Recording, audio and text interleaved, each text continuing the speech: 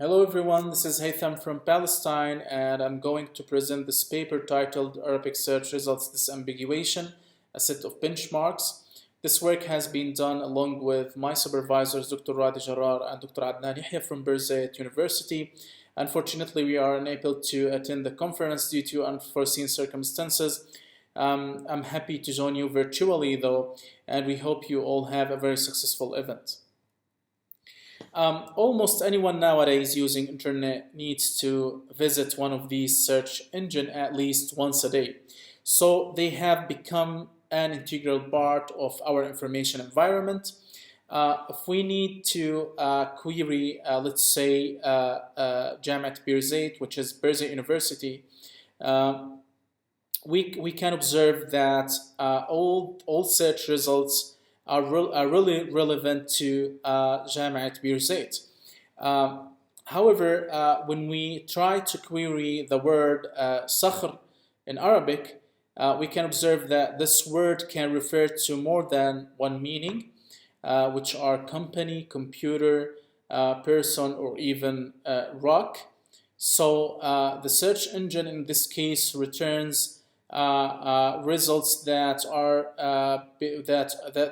are belonging to more than one meaning. The same case when we query the shift word, we can observe here that the shift can be interpreted in more than one way. We can see that shift could refer to film, DevOps framework, or even cook.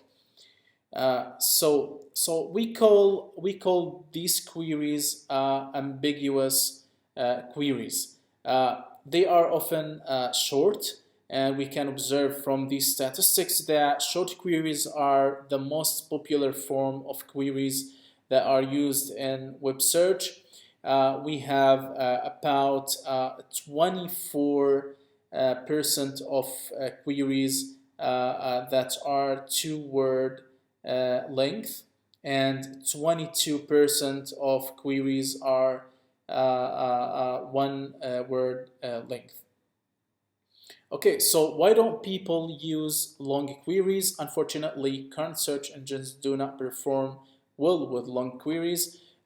They simply use ranking algorithms that are based on a statistical view of text. They do not consider syntactic or semantic features.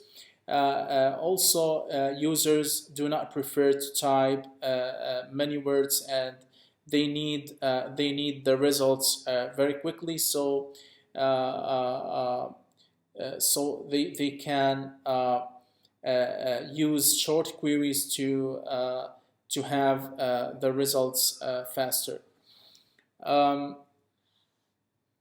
Okay, currently we have simple ways that help users find their information need faster.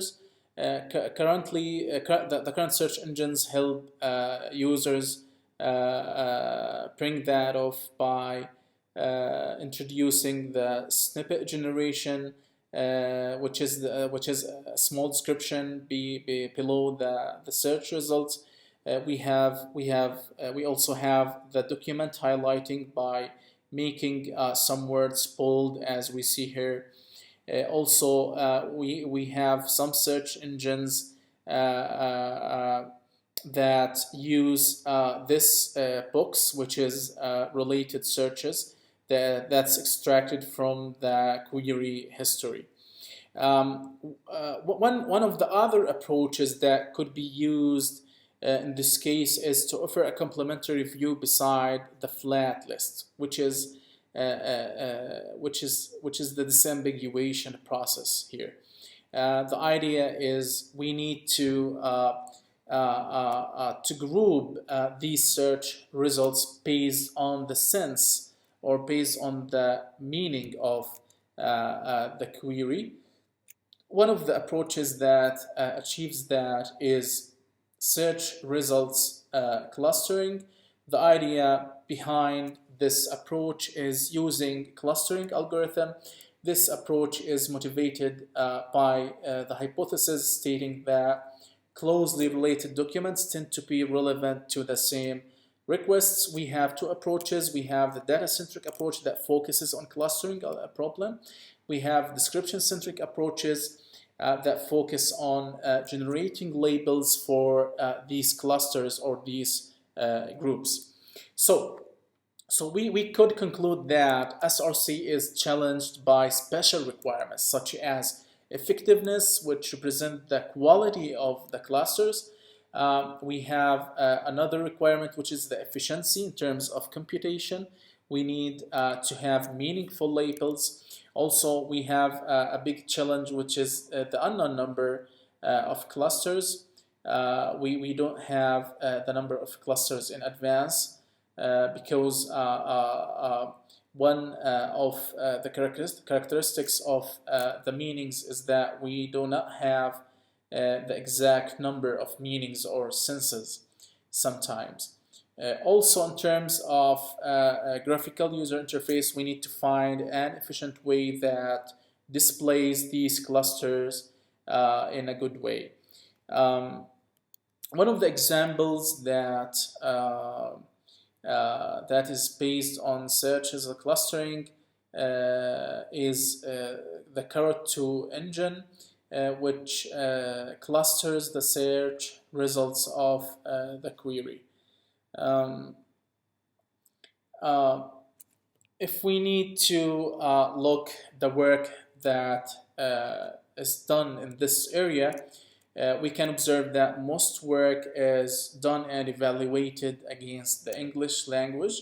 Unfortunately, very little work has been found for Arabic language, and in most cases, we can observe that in Arabic, the people use the subjective evaluation to evaluate their experiments, not based on external data for external evaluation or objective evaluation.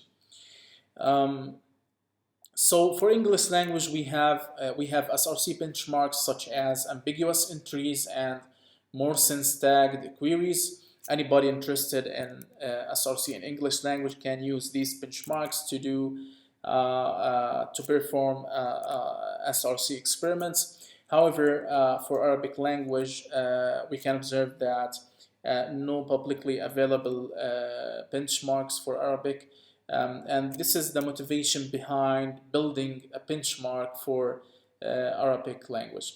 So the main problem we address here in this paper is that no published benchmarks are publicly available. We need to have such benchmarks for us to be able to answer research questions like where to extract the text features from, title, snippet, or both.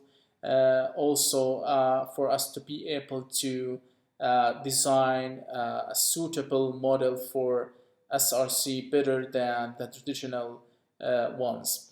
Okay, as a background here, we notice that we deal with information retrieval and machine learning. Basically, we are dealing with queries and information need. The query is simply the words. However, the information need is the message or is the sense that these queries convey. Also, we have observed the difference between the ambiguous query and clear query. We have the concept of the blind relevance feedback, which assumes that the top K results are relevant to a query. Also, many machine learning techniques are used in information retrieval system, for example, to separate relevant from non-relevant, or by grouping search results into meaning groups by using clustering algorithms. As we know, we have many types of learning used in information retrieval systems. We have supervised learning and unsupervised learning. We have many clustering algorithms used in SRC, such as the hierarchical clusterings and k-means algorithm, which is type of centroid-based clustering. Typically, any SRC benchmark must include the following items. We need to have a set of ambiguous queries. We need to have a set of meanings for each ambiguous query, a set of search results for each ambiguous query, and of course we need to have the labels for these search results in order for us to do objective evaluation for our experiments instead of doing subjective evaluation only.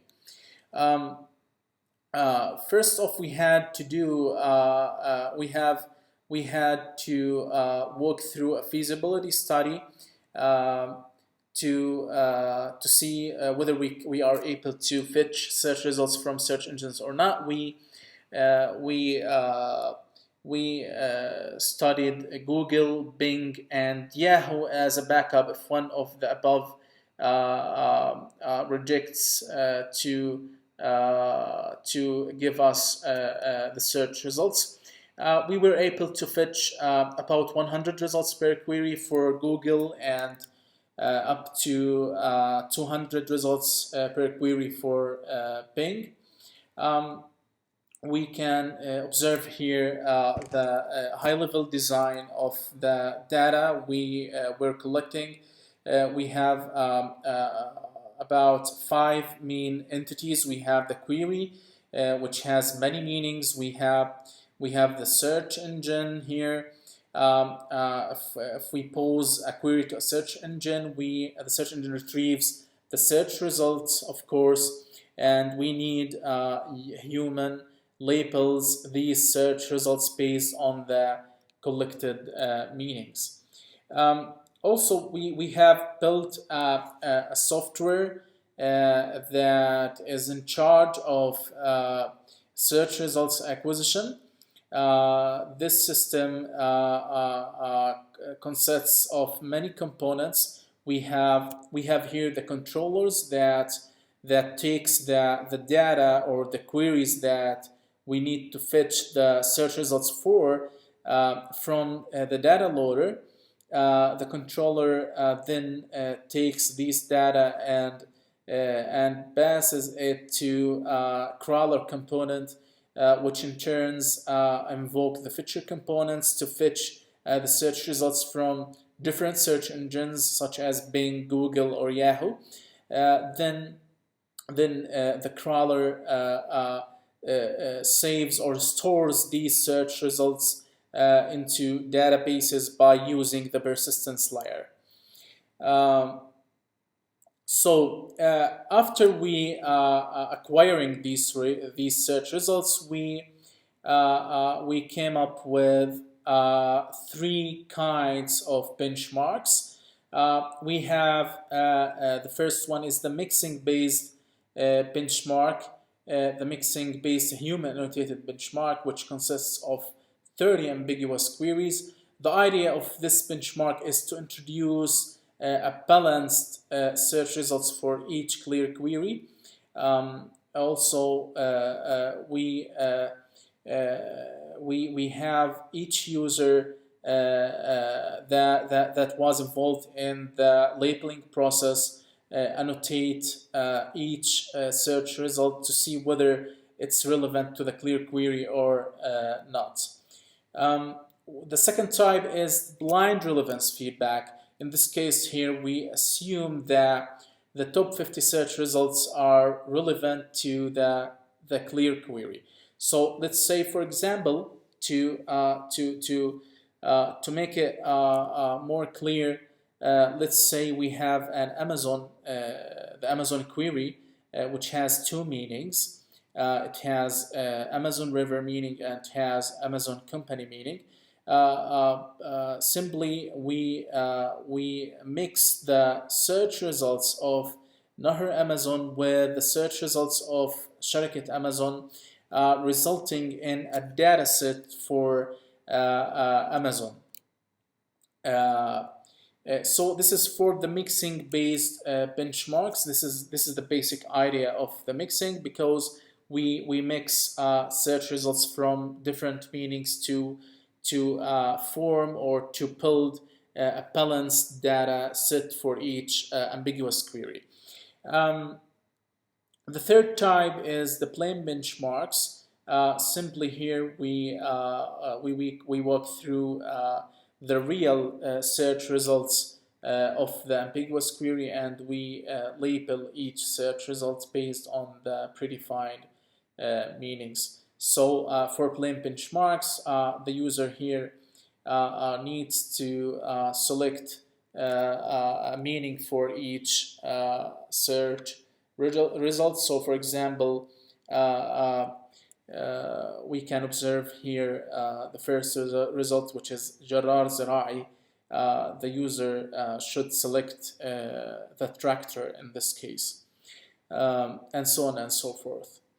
As a sample data set for mixing benchmarks, we can see here a sample data set for mixing benchmarks.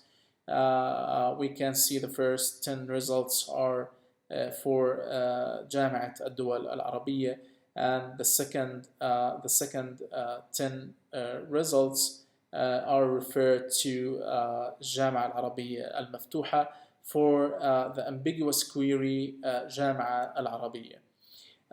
While the plain benchmarks here for the same query, for the same ambiguous query, we have الجامعة العربية as ambiguous query, and we notice that the first results, for example, is جامعة الدول العربية. The second one refers to الجامعة العربية المفتوحة, and so on and so forth. We could notice here that some results refers to none of the predefined meanings. In this case, we have two meanings only. So we use these benchmarks to perform some experiments. We evaluated against the plain benchmarks using two approaches. We experiment the traditional clustering using k-means, and we experimented the supervised clustering built upon mixing based human annotated benchmarks and the PRF based benchmarks. Of course, we need to measure. We need a measure to represent the effectiveness of clustering. We adopted three metrics, which are weighted precision, weighted recall, and weighted macro F measure to combine both precision and recall. The evaluation methodology is based on a method called classes to clusters evaluation. The results were as the following. We have here the orange color referring to the traditional approach. We have the blue color here referred to supervised clustering that is built upon the mixing based human annotation.